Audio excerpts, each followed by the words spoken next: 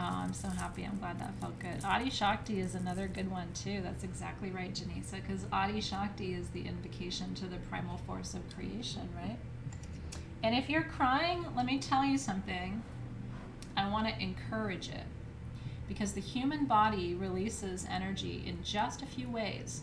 It releases energy by yawning. I yawn. If you see me yawn and we're meditating, it's not because I'm bored or tired. It's because that's how my body releases. When I'm doing ayahuasca, I yawn for 8 hours. By the end of ayahuasca, my cheeks hurt from the yawning. I'm going to say it now. It's how I process energy. Some people shake, some people yawn, some people cry, some people sweat profusely. Some people laugh, because that's another autonomic reaction. Everybody has their own way of processing energy. So if you're crying, if you're farting, if you burp, these are just natural, normal ways, because your body needs a way to pop that energy and release it. And you should celebrate it, because it means the energy's moving. If I see somebody yawning, crying, burping, farting, shaking, sweating, I'm like, yes, I am moving some stuff right now. If I see somebody laying and there's nothing going on, I'm like, something going on over there? Right?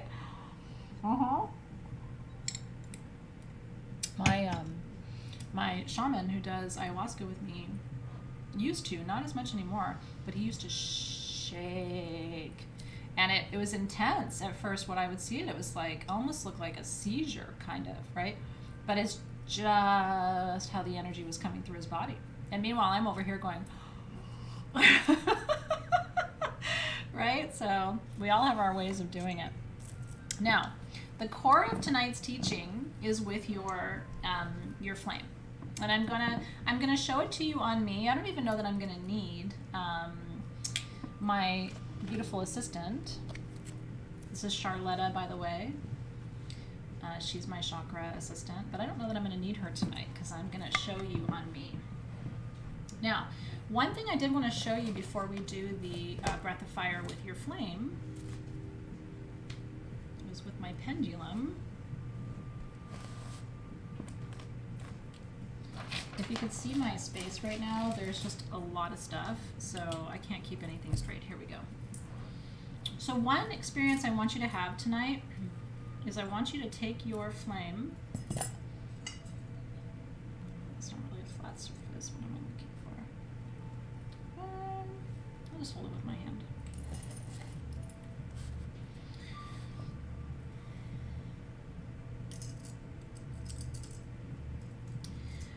First of all, the best way, and I've taught you this before, but your pendulum is really your test for where your body needs energy work to be done. And there's two interesting exercises I'd like you to try really quick, and then we'll do our breath with the flame. Orange calcite, by the way, calcite is a stone that invites a shift of energy toward joy and toward healing. All calcites do. Green does that for general physical healing. Blue does that for the emotions, blue calcite for the emotions. It brings harmony.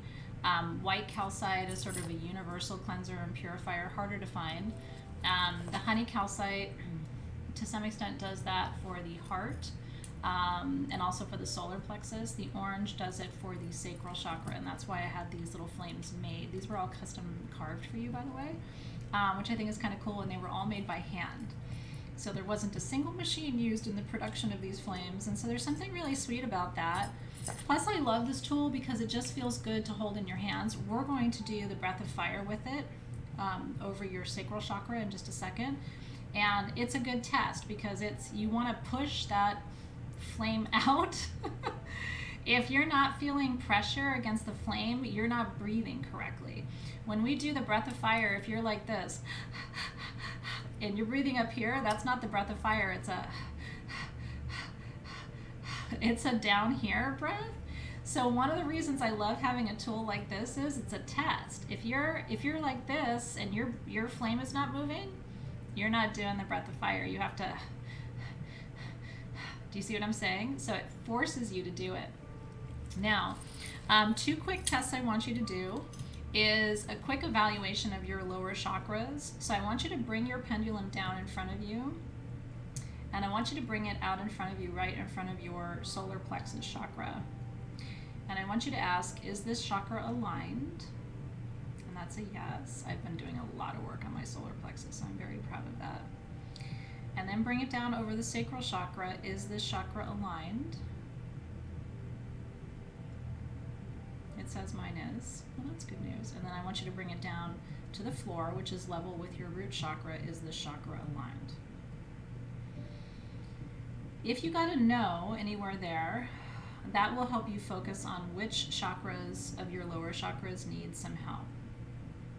It's so funny, Deanna. People always see orbs in this room, but this room has had more healers and plant teachers and things in it than any other room I've ever been in. So, I mean, there's crystals in the floor. There's all kinds of things going on in this room. So, and then the next thing I want you to try is I want you to, with a flame, the shape of a flame is important because it's flat on the bottom, but unlike a regular generator, which just has a point up, you'll notice that the flame is twisted, right? It's like a generator, but it's got a twist and a flow to it. And the reason that's important is it actually creates a what we call a cone of energy, or a flame of energy that rotates away from you and then spins back. Generators don't do that. Generators point the energy away from you and it flows back in like a direct line. A flame creates a twisted cone of energy that rotates out and then rotates back towards you. And a flame can be used flat against any chakra. So you can put it flat against your heart, flat against your throat, flat against your third eye. But because this is orange calcite, this is meant to be used at the sacral chakra. Now again, your solar plexus is right above your belly button. Your sacral chakra is right between your ovaries or your testes. So we're going to place this piece right here. Before we do that though, I want you to play with the energy field of your flame, okay? So I want you to run your pendulum over the flame and read it. It'll just give you a quiet yes. And I want you to pull it away. And when you see it start to spin, you're out of the field.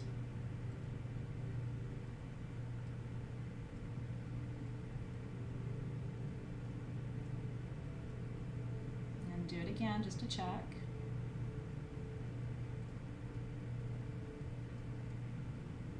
You see how it automatically starts to rotate. So I'm out of the field of the flame. Now you can go and run this on the other side.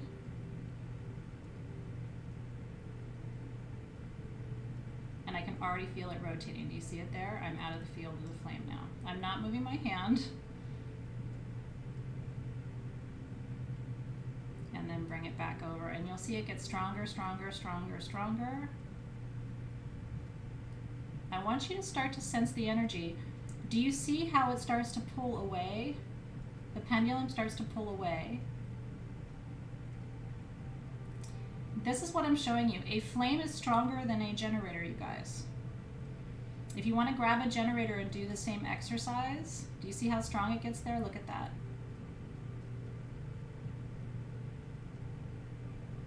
And whoa, whoa, whoa. Did you see? It's already pulling. So that, I know, this stuff blows my mind, you guys. I have chills all over when we do stuff like this. It will do the same thing for you. This is how it works, okay? And this will teach you about the electromagnetic field of your crystals. The reason why I want you to start doing this with all of your crystals, it pulls it away, right, Kathleen Kaminsky? Can you guys see it on the screen of mine? Because I'm telling you, and in some ways it pulls away hard, like it's pulling away from the stone. Okay? They have a more fixed flow. I mean, this will not, it's almost like I have to pull it back. It's pretty intense. this is going to teach you about the electromagnetic field of your crystals. And this is also why when people are like, oh, crystals aren't real, I don't believe, I just go, great, you don't believe? Great. I mean, there's nothing in this world that's going to convince me that that's not real. So, and I've felt it, I've seen it. I mean, you can do this over and over again. It never fails, right? And did you feel the pull as you were moving one way or moving the other? It's a holy shit moment, right? And you can feel when the field shifts. So if this was an orange calcite generator, I don't have one, but if this was an orange calcite generator, you would not feel as dramatic a shift of the energy when you get out of the field. Okay, that's right, it's science. But yours is, it might feel like you're pulling it toward, it's pulling toward it, but it's actually pulling it away from it. It's the pull that you're feeling, whether you're reading it as away or toward. It's crazy shit, right? Okay, so what that tells you is, as long as you have this crystal within this distance of your sacral chakra, it will work. You don't have to lay it directly on the body. So when people say to me, oh, as a crystal healer, what if I can't touch the client? It doesn't matter. You can hold this above the client's sacral chakra as long as you're within that, what would we call that, 6 inches? It's pretty rad, right? I mean, to me, this is what Crystal Masters is all about. It's like, there it goes. What is that, 6 inches? And it just continues to spin no matter how far out you go, right? It's not in the field. But you can see it come closer, come closer, come closer. Ooh, and it's pushing away. It is pushing away from that stone, right? And now it's straightening out and it's in the field. Okay. So the point of that demonstration is you need to see how far away the crystal can be from your body to still exert the same energetic influence on it, okay? Now the breath of fire, and we're only going to do this for just a minute, okay? Because I'm not trying to take you flying or get you really high, okay? We can do that on another day that isn't today, okay? Now that you know that this stone has an energy field, hopefully that's proof to you that it's working, right? And you've got it connected to the exact chakra. Now again, you don't have to hold it physically there. As long as it's within that much distance from your sacral chakra, it's still going to be exerting the same influence. But you wouldn't want to hold it a foot away because now it's going to be out of the field, right? Woo! So before we do the breath of fire, I'm going to show you what it looks like. And you can do it with your mouth closed or your mouth open. Most people do it mouth closed, so it looks like. Let me go back here. It's not a breath up here, it's a belly breath. If you're one of those people that gets weird when your belly sticks out, I don't know what to tell you, but you gotta stick your belly out. You can do it, put your back into it, right?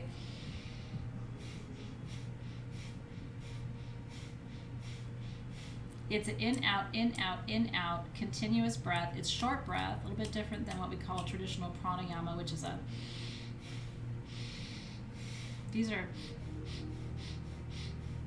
if you find yourself doing this, you're breathing up here, you're not breathing in your belly, okay? The breath of fire is meant to stimulate the root chakra, the sacral chakra, and the solar plexus, almost like a diamond shape, okay? So the energy comes from your perineum up to your procreative organs, testes or ovaries, and it caps out right here at the solar plexus, okay? So this tool can be worked with in multiple ways as a crystal healing tool. Now, if you're working with a client,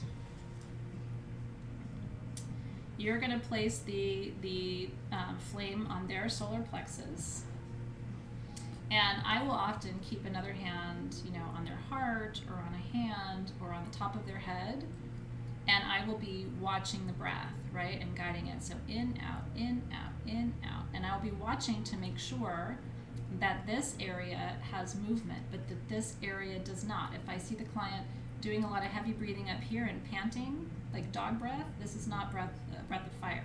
I need to see the client moving here, right? Okay, so where exactly do you place the flame against your abdomen? Between the ovaries and the testes. So it's not at your belly button and it's not in your pooper. It's right between, so find your ovaries, find your testes, right? It's where you get your cramps, girls, right? It's where you felt your labor pain, baby. And we're gonna do the breath of fire, the Kundalini breath, just for about 30 seconds, okay? And let's see how we feel. And as you do this breath, I want you to really bring all of your attention to that sacral space. All of your attention, your focus. Close your eyes if you want, because it helps. If you're holding the flame, you will feel if your belly is doing the breath, okay? It's below the belly button. So the belly button is your solar plexus. So you want to be about this far below your belly button. Here's my belly button, right here, and here's where I'm placing the flame. Okay, you ready? And let's begin.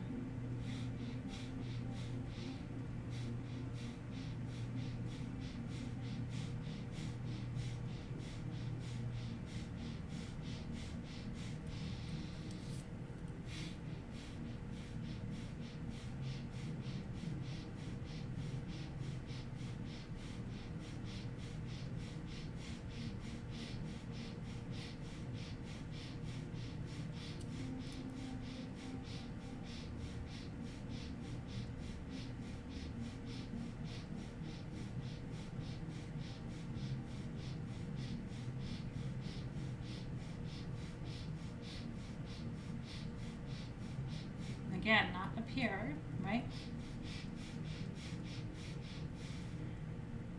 And then let your breath begin to breathe you again, right? And you're not going to hurt yourself doing this breath, especially just for a minute, right? If anything, you're going to get just a little bit of a very gentle buzz. Like when we stop right now, you might feel a little bit of lightheaded, right? And it doesn't matter whether you have a uterus in here or not. In fact, you don't have to have any equipment. When I talk to you about placement, it's more just about the location. So even if you've had a hysterectomy and all your goodies are gone, it doesn't matter because the energy is what we're looking at. Your chakra was not removed in your hysterectomy. So you will always have your chakra, right?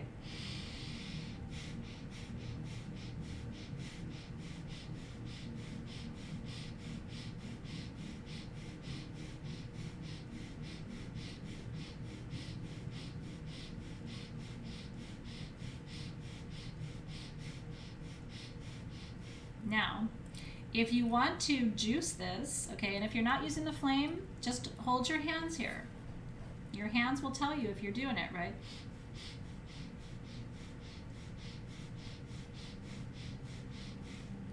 If you want to juice this and use it for manifestation,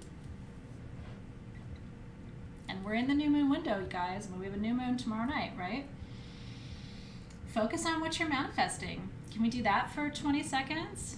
Crystallize right now, because remember, manifestation, I taught you this last week. Manifestation happens at the sacral chakra, sacral and solar plexus, because manifestation starts with desire and then it gets created through will, right? So these two chakras right here are the goods when it comes to manifestation. So let's take, 10 or 20 seconds here and let's completely focus on what you want to manifest. Are you ready? What are you manifesting right now?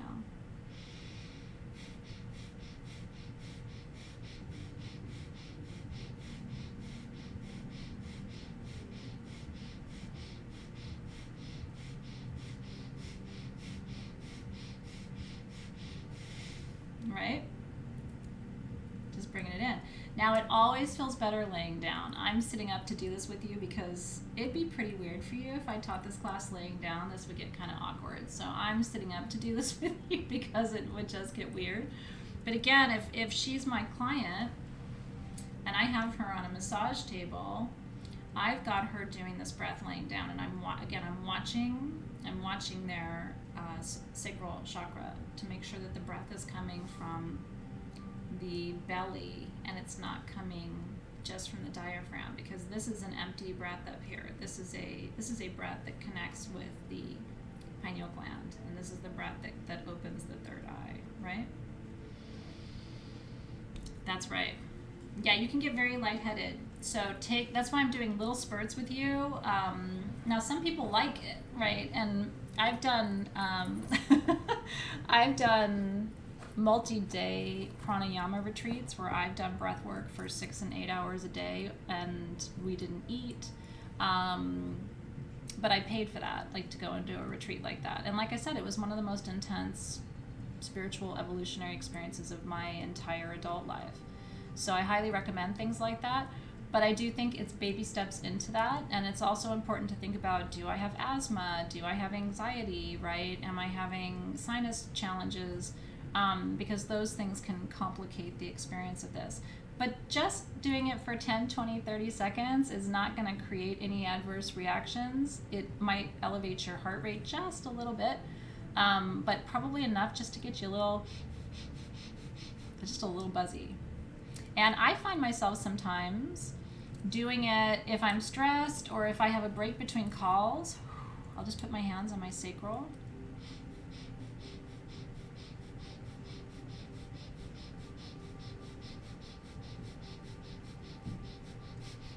It'll probably look weird.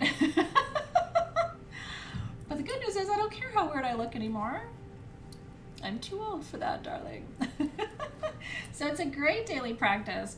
So my intention tonight with our class was to not only give you a physical tool, because you can place this on your altar. It gave you it taught you about a new shape of stone that has a wildly strong energetic field, and you could see it with the pendulum, and you had the same experience with your own pendulum, but also as a tool for this breath, because again, it's going to guide you. It forces you to push the tool out. It's activating the energy of the sacral chakra too, because this is one of the most profoundly important sacral chakra stones you can work with. Orange calcite, some people believe it helps with erectile dysfunction. I don't have a shooter, so I can't really speak to whether it would help your shooter or not. And the men in my life don't need a lot of help with that, so I haven't explored that with them. But if you have someone with, who needs shooter help, you might, work with orange calcite and see if it levitates the situation.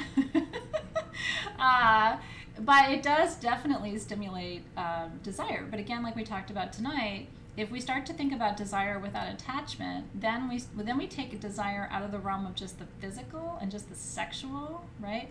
And it takes desire into the realm of the energetic. And from there, first of all, we disassociate it from sex, so we stop our projections of like, oh, I don't want to have sex, or I don't want to be sexual, or I'm not sexual, or whatever. It removes all of that story and conversation, and allows us to connect with, in my opinion, one of the most important energy streams for manifestation. And I don't know anybody who's not trying to manifest. Thank you, Karen. I did my best there to be as delicate as I could.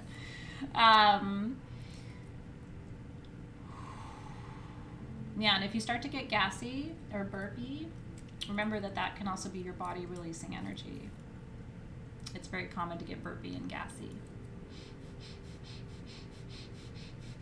And then, if you're all alone, just let it fly. We call them shooters and cooters in our house. We still do, even though my kids are old enough to call them by their official names. But shooter and cooter have just grown on us. It sounds like animal names when I say shooter and cooter. Like, are you talking about your dog and your cat? No, I'm not. Yay! Did you have fun? I hope you enjoyed class tonight. Now you have to pee. Do you have any questions as we come to the end of our time together?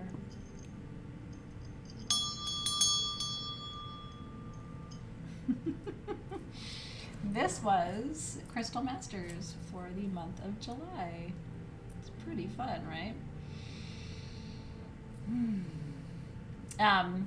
If you do have intercourse, you might try intercourse with incorporating the flame. And you can figure out what that means for you positionally, but you might see if it enhances the energetics of it. Crystals as part of your intimate routines can be very fun. I'm so glad you had fun tonight and that you enjoyed it. Why was the pendulum moving away from the flame? So when the pendulum is going strong, yes, you are in the energetic field of the stone itself. When it goes outside and starts to push away, then you know you're leaving the energetic field of the crystal. I don't know if you remember my story about the crystal skull that my friend Sherry, she gifted me a session with it. Excuse me, I'm burping. She gifted me a session with the Mitchell Hedges skull because I married her son to his beloved and I wouldn't let her pay me for it. And so she gave me 2 hours with the crystal skull as a gift. And I didn't have a pendulum, but I wanted to test the field, so I used my magician pendant. Do you guys remember this story? And Dave could not believe it. I mean, my magician pendant was like this, and then literally, you guys, imagine that this is my magician pendant, okay? It was going like this, and this is the skull. When it got out here, the necklace went like this, away. And then on the other side of the skull, the necklace went like this. And Dave was like, do it again. So it was going like this, and as I took it away from the skull, the pendant lifted up. And for somebody who's, you know, he believes, but he's still a skeptic, he was like, but do it again, do it again. It's like, what do you think's gonna happen the 10th time I do it, right? It's gonna do the same thing. So what you're actually seeing when you use your pendulum or a necklace, that's why I wear this, because when I travel I don't have a pendulum, but I do have my necklace, is you're actually seeing the energetics of your crystals at play. And you can do this with all your crystals. And what it's going to show you is some crystals have a stronger electromagnetic field than others. And you can play with what crystals are those, what shapes are those, how does a sphere compare to a generator, compare to an obelisk, compare to a flame, compare to a tumbled stone, right? And you're going to see the tumbled stones have a very limited and not as powerful electromagnetic frequency. Okay. So, you know, but it's not about the size, it's about the shape. And that's why carving stones is so powerful, right? And that's why it's important to be intentional about what carvings, what types of carvings you choose, how you choose to work with them, right? It's cool. And show your friends and family members who are like, oh, you and your crystal stuff. They're gonna be like, do it again, right? So your sacral energy to manifest. What I would really recommend is if you're in Soul Shift, you got the manifestation class for free, go back and watch it. It was, I believe it was like 3.5 hours. I know it's a really long class, but we went into like super in-depth about the energetics of manifestation and in particular the sacral chakra. If you're not in Soul Shift, but you want to see the class, you can go back and get the class and just buy the recording. It's $49 and then it's 19% off. So it's like, what is that? I don't know, 40 bucks, 41 bucks. If you want to see the whole breakdown of the energetics of manifestation and how it works with the sacral chakra. But manifestation, a lot of people begins with the mind, and it does. The vision comes to you, the inspiration comes to you, but the lower chakras are the vehicle through which manifestation happens. So if you have a sacral chakra blockage, and that's what we're trying to move through and around tonight, it can be very tricky to manifest because you've got to move this energy first. Does that make sense? No way! Cindy Clark said she gifted her granddaughter's mom her first pendulum, and when she taught her to use it, she couldn't believe the pull. It's really cool, isn't it? Yeah, thanks, you guys. You know what was really nice about the manifestation class? I've had multiple of you tell me, and I'm talking multiple of you who've been with me, maybe not the whole 10 years. You know, Sage Goddess is turning 10 in 2 weeks. But a lot of you have been with me 6, 7, 8 years. Tell me that you thought it was my best teaching ever. And I have to tell you, my teacher's heart was just so full because I really did put heart and soul into that class. I mean, not that I don't put heart and soul into everything, but I worked on that class for about 2 months because I was just pulling information from everywhere and I really wanted it to be organized. And so thank you for the really kind feedback because it was a labor of love, that class for sure. Athena, how do we deal with a client that has too much desire? It's a great question from Michelle. So too much desire, not enough desire, same issue. When you work with the sacral chakra and you align it, which is what we're doing here with the breath, with the mantra, with the sound, with the oils, which all of these different tools I showed you tonight that we talked about. The goal with your chakras is to bring your chakra into balance and alignment. And so not enough is the same problem as too much. When I was young, I had an overactive sacral chakra. I mean, I wanted to taste the rainbow, and I did, right? And I'm glad I did, you know? I mean, I look back and on my younger exciting years, and I'm glad I did all of my experimentation then, so it's out of my system. But I definitely had to have the pendulum swing. And then there was a time when my kids were young where I think I kind of lost my mojo. But I think that's pretty common. I had 2 kids in 2 years. A lot of you have had that experience, and they were both kind of traumatic births. So I kind of lost my mojo, and then I had to like get it back. So I went from like, I want to have sex with every person I see, to I don't ever want to touch a human being ever again. and now I'm sort of back in the middle, I think, somewhere in a good place, right? I literally, after the kids were born, I was like, never. You know what I mean? So, but I think anytime you have 2 kids back to back like that, and some people have had them closer together than just 2 years, that's a big old kibosh on the sacral chakra. So a lot of you know what I'm talking about. And, but yeah, what a joy to be with you guys tonight. I really hope you enjoyed it. And great comments and questions tonight too. All right, so enjoy the rest of your evening. I'm actually going to go live on Facebook in a few minutes, Alexis and I, because I didn't have a chance to talk about today's new products yet, and I did want to share them with our community, and I have some people who are waiting for that. Some people really like my daily videos, so I'm going to go and do that. I want to remind you that you get a free gift if you do order in the next 2 days. You don't need to order anything, but if you do, make sure you put sexy in your notes. I'm going to send you a free tangerine quartz point, which you can do the same exercise with.